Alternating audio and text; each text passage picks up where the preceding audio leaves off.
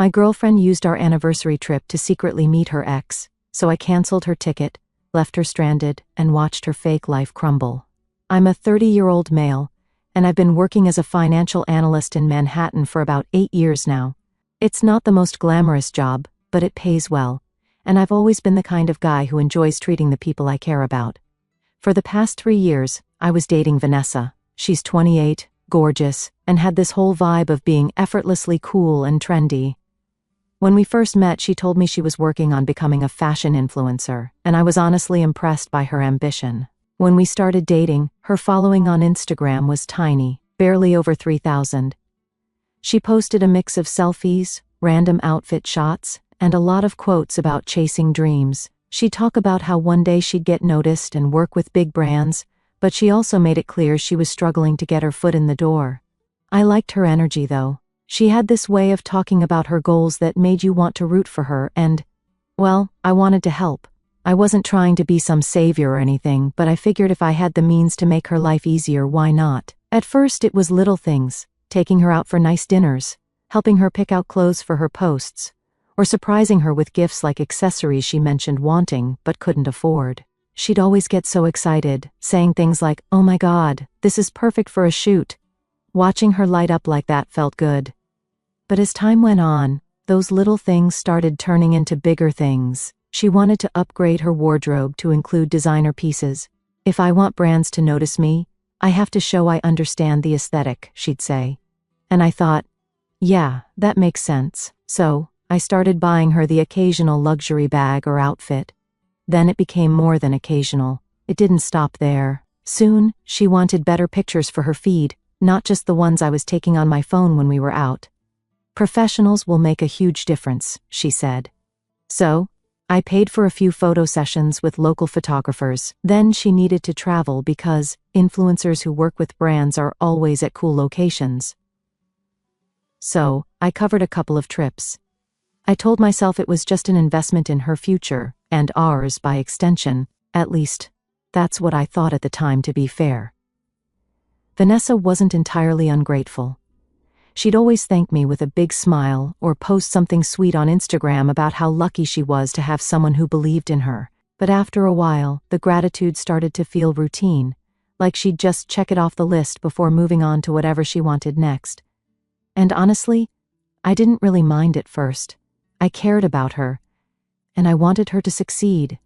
But over time, it became clear she wasn't just relying on me, she was expecting it.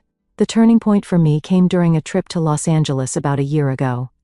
I had paid for her flight and hotel because she was convinced this trip was going to be the one where she'd network with people who could launch her career. Instead, she spent the entire time taking selfies, shopping, and lounging by the pool. No networking, no meetings, no effort to actually make connections. When I gently brought it up, she brushed me off, saying, "You don't understand how this works. It's about building an image first." It was the first time I thought, am I being used? But I pushed the thought aside because, honestly, I am financially secure. I figured she was just trying to find her way and needed time to figure things out. Besides, we were still happy together, or so I thought. Fast forward to our 3rd anniversary. I wanted to make it special, something we'd both remember. So I planned a luxury getaway to Montauk.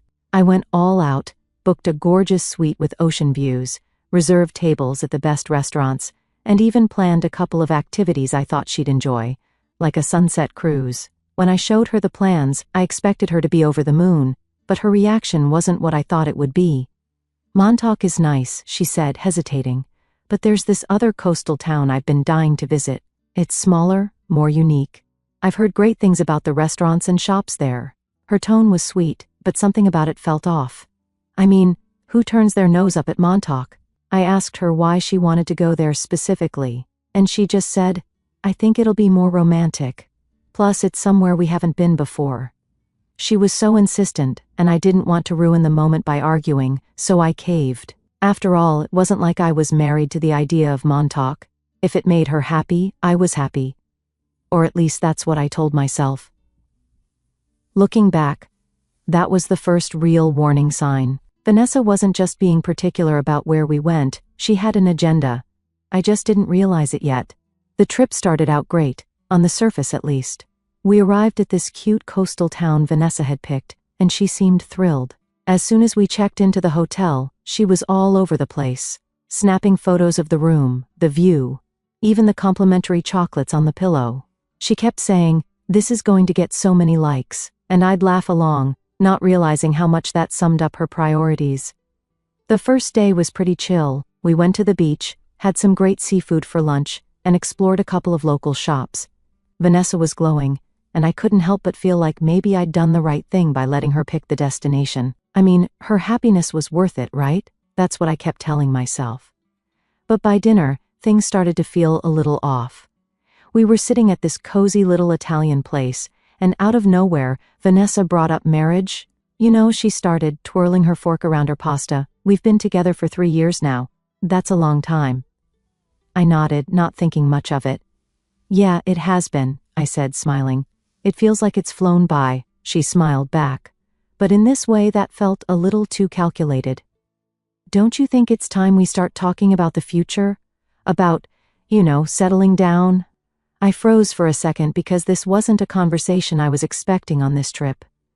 Don't get me wrong, I wasn't against the idea of marriage, but we'd never seriously talked about it before, and her timing felt strange. "I mean, it's definitely something to think about," I replied cautiously. "But are you sure this is something you want to bring up now?" Vanessa laughed lightly, but it didn't quite reach her eyes. "Why not? It's a romantic trip, perfect time to talk about what's next for us." I shrugged, trying to play it cool. "Fair enough. What exactly do you mean by what's next?" She leaned in, her tone shifting. "Well, it just makes sense to start planning for marriage, doesn't it? It's the next step. And if we got married, things like finances would be so much easier. We'd share everything, no more keeping things separate." Ah, there it was. I couldn't put my finger on why, but the way she said it made my stomach twist. It wasn't about love or commitment, it was about money. I took a sip of water, trying to buy time to process what she was saying. "I mean, sharing finances is a big step," I said, "but honestly, I think if marriage were on the table, I'd probably want to talk about a prenup first, just to make sure we're both protected." Vanessa's face changed instantly. She put her fork down and stared at me like I'd just insulted her entire family. "A prenup?" she repeated, her voice sharp. "Why would you even think about something like that?" Her reaction caught me off guard. "It's not about mistrust," I said quickly, trying to smooth things over. "It's just a practical step. It protects both people, you know." She laughed, but it wasn't the kind of laugh I was used to from her. It was cold, dismissive. "Wow, I didn't realize you thought I'd try to take advantage of you." "That's not what I said," I replied, feeling a little defensive.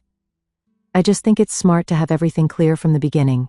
It doesn't mean I don't trust you." The next day, things were tense.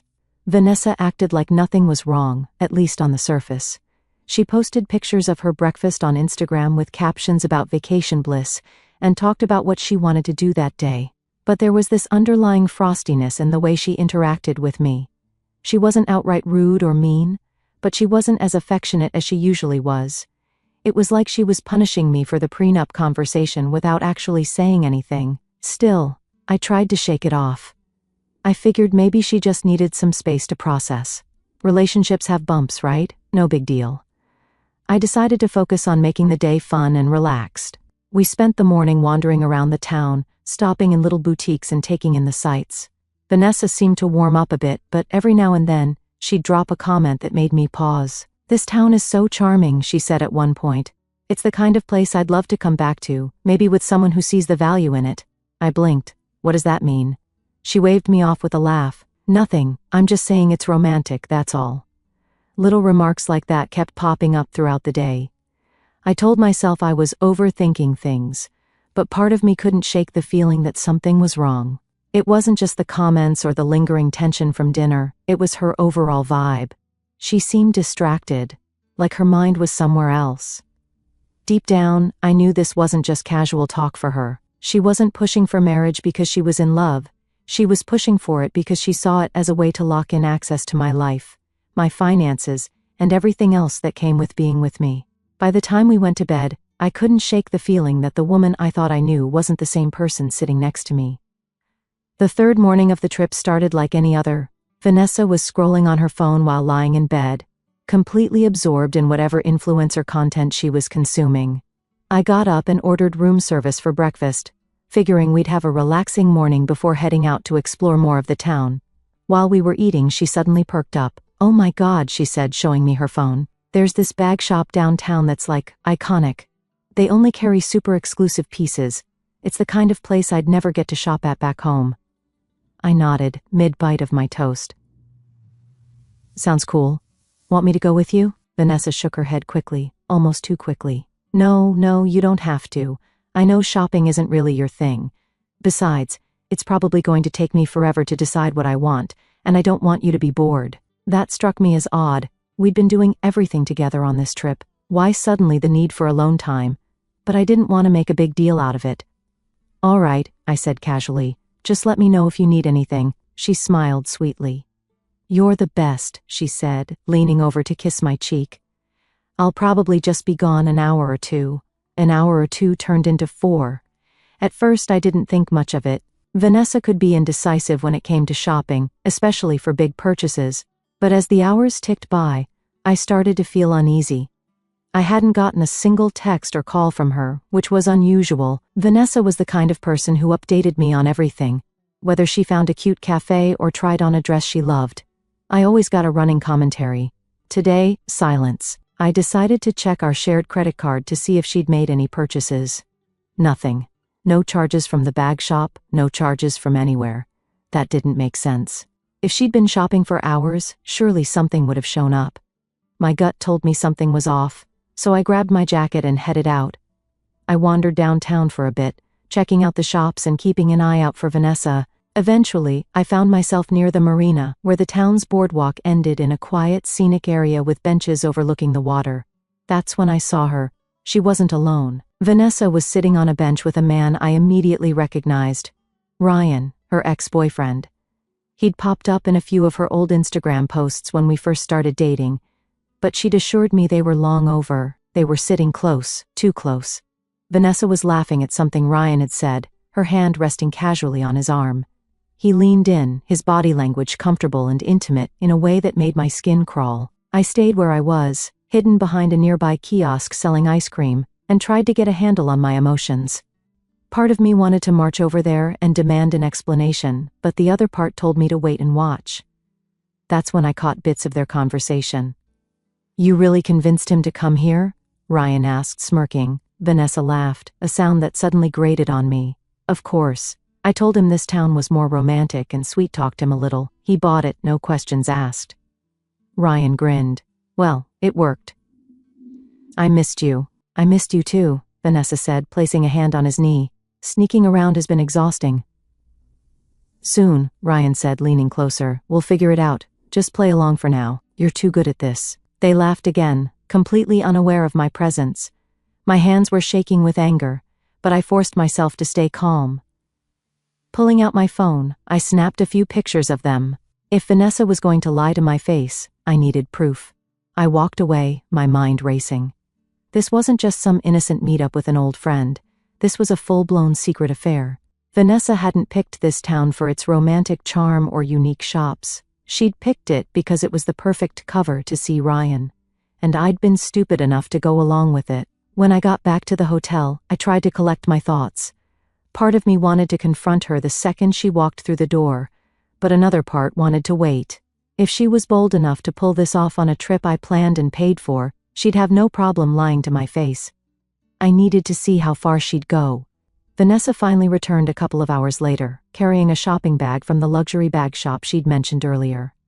"Hey," she said brightly, as if nothing was wrong, "I found the most perfect bag. You're going to love it." I forced a smile, keeping my tone neutral.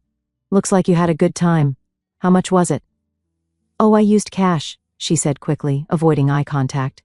That was an obvious lie. Vanessa never carried cash, and I'd already checked the credit card. There were no charges from the bag shop. Ryan must have paid for the bag. The thought made my stomach churn, but I kept my composure. "And the marina?" I asked casually. Her smile faltered for a split second before she recovered. "What marina?" "Oh, I didn't go near the water. I was at the bag shop the whole time. I nodded, pretending to believe her. Got it. Sounds like a productive day. She beamed, completely oblivious to the edge in my voice. It was. Thanks for letting me do my thing. I can't wait to show you the bag. I didn't say much after that. Vanessa went about her evening as if nothing had happened, showing me the bag and talking about what she wanted to do the next day. I listened, nodding at the right moments, but inside, I was seething. The woman I thought I loved had not only betrayed me but had the audacity to use my money and my trust to pull it off. By the time she fell asleep, I'd already started planning how I was going to handle this. Vanessa thought she was in control, but she was about to find out just how wrong she was. That night, I kept replaying everything I'd seen and heard earlier at the marina. Vanessa's laugh, the way she leaned into Ryan, their disgusting little inside jokes about how clueless I was. It all kept looping in my head. The betrayal was bad enough, but the fact that she thought I was stupid enough to fall for it, that made it so much worse. When I finally dragged myself out of bed in the morning, Vanessa was already up. She was lounging in one of the hotel's fluffy robes, scrolling through her phone. She glanced up and gave me this bright, innocent smile, like nothing had happened. Morning, babe. Did you sleep okay? I wanted to call her out right then and there, but I didn't. Not yet. Yeah, I guess, I said, keeping my tone neutral. What about you? Like a baby, she said, stretching dramatically. I needed that. Yesterday was exhausting. I nodded and poured myself some coffee, pretending to focus on my cup while she rambled on about how much she loved the hotel. I was thinking, she said, flipping her phone around to show me a picture of a local restaurant. We could grab lunch here today. It's super cute, and I heard the food is amazing. Sure, I said, barely looking at the screen. My mind was already elsewhere. I needed to test her, to see how deep her lies would go. So, what did you end up doing yesterday? I asked casually, sitting down across from her. You were gone for a while. Vanessa didn't even flinch. Oh, just shopping, she said, waving a hand. That bag shop was incredible. I spent forever deciding which one to get. She was so smooth, so confident in her lies, it was almost impressive. But I wasn't done. Interesting, I said, leaning back in my chair. I thought I saw you near the marina yesterday. Her smile faltered just a bit. The marina? Oh no, that wasn't me. I didn't go anywhere near the water. Must have been someone else then, I said with a shrug, sipping my coffee. I could feel her watching me, trying to gauge if I was onto her. I kept my expression neutral, giving nothing away. Let her squirm. When it was time for lunch, we headed to the restaurant she'd picked out. Vanessa immediately started taking pictures of the table, the menu, and even her drink when it arrived. This is perfect, she said, angling her phone just right. My followers are going to love it. Looks great, I said, barely paying attention. I couldn't stop thinking about Ryan and how he'd probably paid for her stupid bag. I wanted to ask her outright, wanted to see her squirm, but I held back. I needed to be smart about this. Confronting her in public wouldn't get me the answers I needed. When the food came, Vanessa barely touched hers. She was too busy snapping photos and scrolling through her phone. You're so quiet, she said at one point, glancing up at me. What's on your mind? Just tired, I guess, I said. Didn't sleep great. She gave me a sympathetic smile. Aw, poor baby. We'll take it easy this afternoon, okay? Maybe do a little shopping together. The audacity of this woman. I nodded, forcing a smile. Sounds good. Eventually, we ended up at a boutique selling handmade jewelry. Vanessa picked up a necklace and held it up to her neck, turning to me with a playful smile. What do you think? Would this look good in my next post? It's nice, I said, barely looking at it. She pouted. Just nice? Come on, babe, you're supposed to hype me up. I forced a laugh. All right, it's gorgeous. Happy? Much better, she said, grinning. Then as casually as if she were asking about the weather, she brought up marriage again. The sheer nerve of this woman. She'd been sneaking around with her ex, lying to my face, and now she was talking about marriage. I felt like I was in the twilight zone. I mean, it's something to think about, I said carefully, but I don't think we need to rush into anything. Vanessa didn't look pleased with that answer, but she didn't push. I guess, she said, her tone clipped. But eventually, right? Eventually, I said, hoping that would end the conversation. The morning of our departure started early. I slipped out of bed quietly and grabbed my phone, checking the photos I'd taken at the marina. Every time I looked at them, I felt a mix of anger and satisfaction. Anger because of what she'd done, and satisfaction because I had the proof I needed to finally end this farce of a relationship. She thought she'd played me, but the game was about to change. I started packing my things, careful not to make too much noise. Vanessa didn't stir. Of course she didn't. This was someone who could sleep through a thunderstorm. Once my suitcase was ready, I took one last look at her. I felt nothing, no sadness, no regret, no second thoughts, just a quiet, simmering rage. On my way out of the room, I stopped at the hotel's front desk. The clerk smiled politely as I handed her the key.